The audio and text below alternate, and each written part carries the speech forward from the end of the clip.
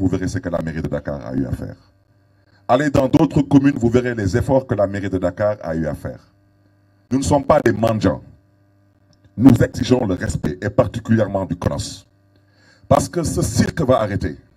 Je ne fais pas partie des gens qu'on intimide, et je ne fais pas partie des gens qu'on impressionne. Surtout quand ce sont des gens qui ne méritent pas ma considération. Je dis, je répète, pour le compte et le nom de la ville de Dakar, nous allons parler d'héritage. Et si nous n'arrivons pas à parler d'héritage ici, nous allons nous organiser pour nous faire entendre à l'étranger. Parce que nous savons c'est quoi le monde olympique. Et nous savons que représente le monde olympique. Alors, ces copains, ces coquins qui sont ici et qui pensent qu'ils vont faire ce qu'ils veulent, je souhaiterais leur dire de déchanter dès à présent. Vous allez parler héritage. L'héritage, ce n'est pas la réfection ou la réhabilitation de la piscine olympique du Point E. L'héritage, ce n'est pas la réhabilitation ou la réfection du stade Iba Mar. C'est ce qu'on appelle en Wolof Taf Yengel. On vous dit, on doit aujourd'hui renouveler, c'est un exemple, le parc automobile du transport en commun à Dakar. Vous avez tout le budget, mais vous dites que vous préférez prendre les véhicules existants et faire des tôleries et peintures. Voici où on en est. C'est pourquoi je remets une couche. Et je n'en ai pas encore terminé avec eux. Parce que j'irai à l'étranger pour communiquer. Je communiquerai à l'étranger en anglais, je communiquerai à l'étranger en français. Il faut que le monde comprenne définitivement que la médiocrité ne peut pas être nègre et l'excellence être hellène. Quand ce sont les Blancs qui organisent des Jeux Olympiques, il n'y a pas de scandale, tout se passe normalement. Et les gens ont le droit de parler d'héritage, de discuter dans les conditions les plus adéquates et les plus acceptables. Mais dès que c'est en Afrique chez les Noirs, on considère que nous n'avons pas le droit de rêver. Au nom de quoi les Blancs ont le droit de rêver et nous les Noirs n'avons pas le droit de rêver? Il faudrait que quelqu'un me dise pourquoi Dakar a candidaté pour organiser des Jeux Olympiques de la jeunesse. Ce n'est pas pour des réflexions et des réhabilitations. Je terminerai en mettant l'accent sur aujourd'hui les ligues et les fédérations. Aujourd'hui, je prends à témoin toutes les ligues et les fédérations qui ne se sont pas aplaties, pour ne pas dire qu'ils n'ont pas encore été apprivoisées ou domestiquées. Qu'elles me disent en quoi est-ce qu'elles ont été impliquées dans l'organisation des Jeux Olympiques de la jeunesse Dakar 2026. En termes de budget, en termes de formation, en termes de, ça n'existe pas. Et la preuve, vous avez tous vu le palmarès du Sénégal lors des derniers Jeux Olympiques de Paris. On est parti à Paris, on est revenu avec 0 médaille. Vous savez pourquoi? Parce qu'il n'y a pas de politique sportive, il n'y a pas d'économie du sport, il n'y a absolument aucune volonté d'hisser le Sénégal au plus haut niveau en termes de sport. Et le Sénégal a toujours été un pays qui a brillé dans le monde en termes de sport. Donc voici ce que je voulais dire aujourd'hui pour ne pas être trop long sur cette question. Et rappeler encore aux gens du Comité national olympique sportif sénégalais que tout dépend d'eux. Ou bien ils entendent ce que je leur ai dit, ou bien le monde m'entendra. Parce que je ne vous laisserai pas avec 80 milliards de francs CFA vous promener, dépenser 20 milliards de billets d'avion, de restauration, et me dire qu'au Sénégal, les ligues, les fédérations, ce n'est pas votre problème, et que Dakar n'a pas le droit de pouvoir espérer avoir un héritage, et que nous n'avons pas notre mot à dire. Nous ne cherchons pas à gérer à la place de ceux qui doivent gérer. Nous ne cherchons pas à mettre la main sur l'argent, ça ne nous intéresse pas. Nous exigeons un héritage, et c'est la raison pour laquelle Dakar a candidaté. Quand un maire signe à partir de la prison, c'est qu'on lui a vendu un héritage.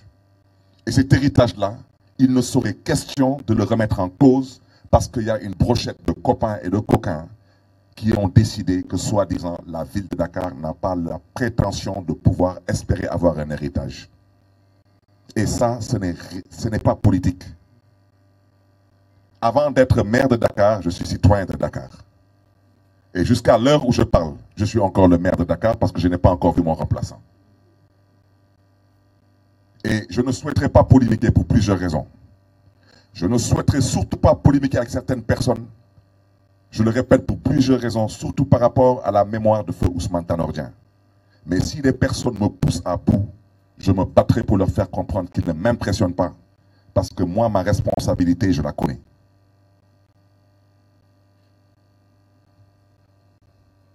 Sur le deuxième point, avec votre permission, C'est sur ce que j'appelle la prise d'otage qui s'est faite à Thiès, où 83 personnes sont retrouvées en prison et l'un d'entre ces personnes y a perdu la vie.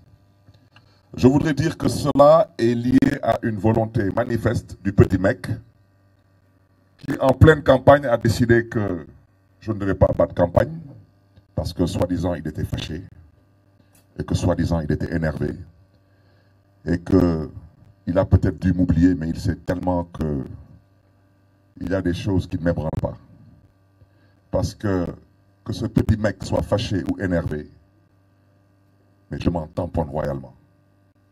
Parce que j'ai vu pire que ça, j'ai traversé pire que ça, et je lui promets qu'il me verra bientôt, il m'entendra bientôt. Parce qu'il ne m'impressionne pas lui non plus. Et cette prise d'otage, qu'il l'entende de la sorte, il peut faire ce qu'il veut. Mais je lui rappelle au passage, comme il a peut-être dû oublier que c'est un croyant, à moins qu'entre-temps il soit devenu un mécréant, il a dû oublier que quand on est croyant, on doit comprendre que la vie est une boule qui tourne. Qu'est-ce qui s'est passé? On a voulu arrêter Barthélémy Diaz parce que Barthélémy Diaz dérangeait durant la campagne. Il dérangeait parce qu'il mettait à nu ce que j'ai toujours appelé le mensonge, que ça déplaise à certaines personnes, c'est de ça qu'il s'agit. J'ai mis à nu l'incompétence, j'ai mis à nu la manipulation et j'ai mis à nu aussi l'incapacité de certains à diriger ce pays. Et certaines personnes se sont énervées, soi-disant fâchées. Je le répète, je m'en tamponne encore doublement. Ils n'ont qu'à s'énerver parce que la politique, à un certain niveau de responsabilité, c'est un échange d'idées. Ce n'est pas une question d'énervement. On ne peut pas être en politique et parler d'énervement ou de vengeance. Cette personne n'ayant pas d'autres moyens à décider, et vous êtes tous témoins, que je ne devais pas battre campagne, au point où même certaines personnes ont considéré qu'elles devaient venir me rendre visite à mon domicile pour me menacer. Et ce petit mec a eu à dire que le ministre de l'Intérieur ne faisait pas son travail et que le ministre de la Justice non plus ne faisait pas son travail. Et ce même petit mec a décidé que quand il donne des instructions, elles doivent être exécutées, y compris si ce sont des ordres qui sont totalement illégaux. Parce que c'est la conception de l'État que ce petit mec a, de l'État. Parce que quand on part jusqu'à dire que le ministre de la Justice n'est pas une autorité judiciaire, c'est une autorité politique, c'est une gravité extrême. Je ne commenterai pas maintenant une certaine justice qui, elle, a opté pour être apprivoisée et domestiquée. Parce que quand vous êtes aux ordres, vous exécutez, quels que soient les ordres. Mais je reste convaincu qu'il y a des magistrats dans ce pays qui comprendront ce que les Sénégalais attendent d'eux. Maintenant, pour cette certaine justice qui a opté pour être domestiquée, apprivoisée, je souhaiterais seulement dire à l'endroit de l'UMS, l'Union des magistrats du Sénégal, il ne faudrait pas demain qu'on vienne nous dire que vous êtes un corps constitué, que vous avez une immunité, que vous êtes protégé et que ceci et que cela. Vous êtes des Sénégalais comme tous et au besoin, vous avez des comptes à rendre comme tout le monde. Je me limiterai à ça.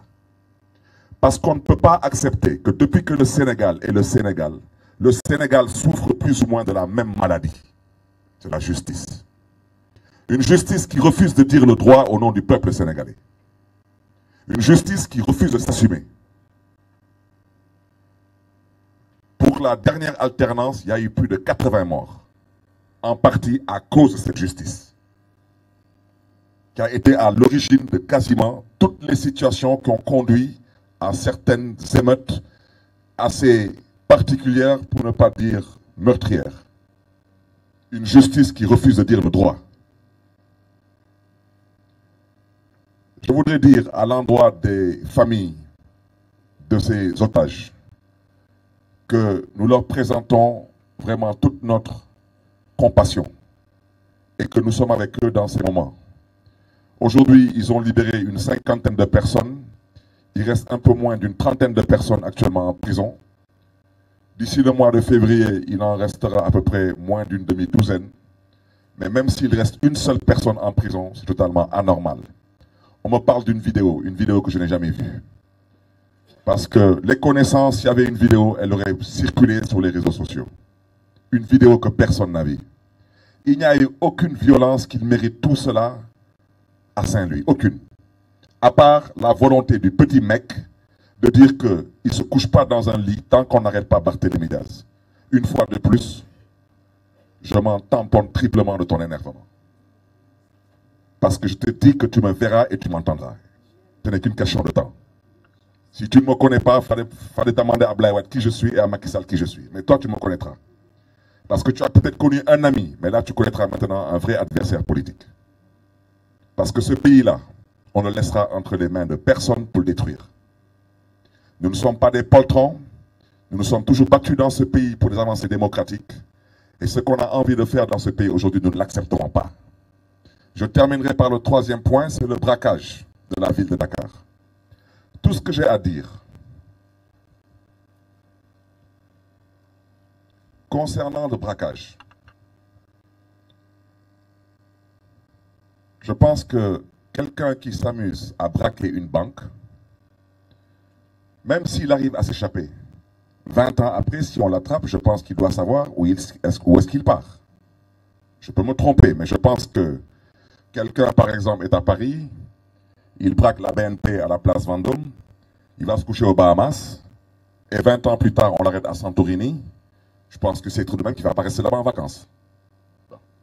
À l'endroit de ceux qui ont braqué la mairie de Dakar, je souhaiterais leur dire que quand on est braqueur, on est braqueur. De banque ou d'institution, on est braqueur. Eux, comme tous les complices qui ont participé à ce braquage, je souhaiterais seulement leur rappeler qu'on parle d'un braquage.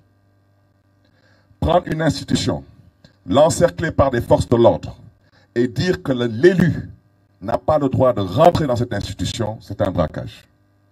Eh bien, peut-être pour ceux qui ne comprennent pas trop ce que j'explique, imaginez un scénario dans lequel on encercle la présidence de la République du Sénégal, on y met des policiers, des militaires, armés, et on dit que l'actuel président du Sénégal ne rentrera pas au palais.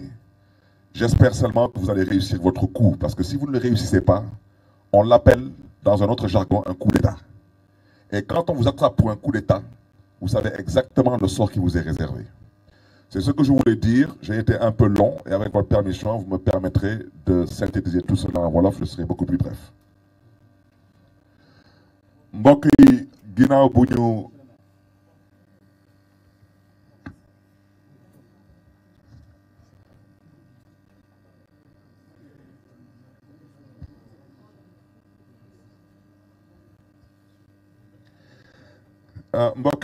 bu ñu sant yàlla ñuy gërëm presse bi ci seen teewaay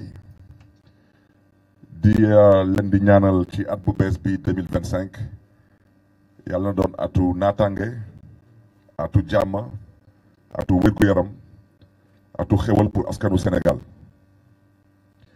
mbokk yi lu waral tey conférence de presse bi mooy ma mën a wax ci lu ñuy wooye organisation des Jeux olympiques de la jeunesse.